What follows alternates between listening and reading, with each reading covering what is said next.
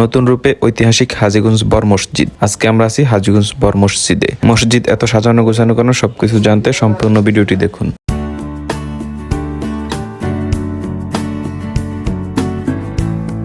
Hello guys, আসসালামু আলাইকুম। কি অবস্থা সবার, কেমন আছেন আপনারা? আশা করি সকলে ভালো আছেন, আমিও ভালো আছি। বরাবর আজ আমি নতুন আরেকটি ভিডিও নিয়ে আপনাদের মাঝে হাজির হলাম। আজকে আমি আছি হাজীগঞ্জ ঐতিহাসিক বর মসজিদে। প্রত্যেক উপজেলা এক একটি জিনিসের জন্য বিখ্যাত, তেমনি হাজীগঞ্জ উপজেলা বর মসজিদের জন্য বিখ্যাত। এই মসজিদটিতে অনেক দূর দূরান্ত থেকে লোকজন এসে নামাজ পড়ে। বিশেষ করে শুক্রবারে অনেক ভিড় থাকে। রোজার মাসে শুক্রবারে তো কথাই নেই, রাস্তাঘাট মাঠ সবকিছু ভরপুর হয়ে থাকে। শুধু হাজীগঞ্জ উপজেলার মানুষ নয়, চাঁদপুর জেলার মানুষ নয়, বিভিন্ন জেলার মানুষও এখানে এসে নামাজ পড়তে আসে। আর এখন মাঠে এত মানুষের সমাগম, কারণ এখন রমজান মাসে সবাই তারাবি নামাজ পড়তে আসছে, তাই এত মানুষের সমাগম মাঠে। আর সবচেয়ে বড় কথা হলো মসজিদটি এত সাজানো গুছানো কেন, মরিচবাতি কেন, তার কারণ হলো এখন রমজান মাস। তাই মুসলমান ধর্মের সবচেয়ে শ্রেষ্ঠ মাস হলো রমাদান মাস।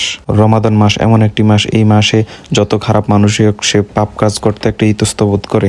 মূলত রমাদান মাসের কারণে মসজিদটি এত সাজানো গুছানো হয়েছে। আজকে একটু ছোট্ট একটি ভিডিও নিয়ে আসছি, নেক্সট টাইম আবার আসবো লং ভিডিও নিয়ে। Thanks for watching. আসসালামু আলাইকুম, সবাই ভালো থাকবেন।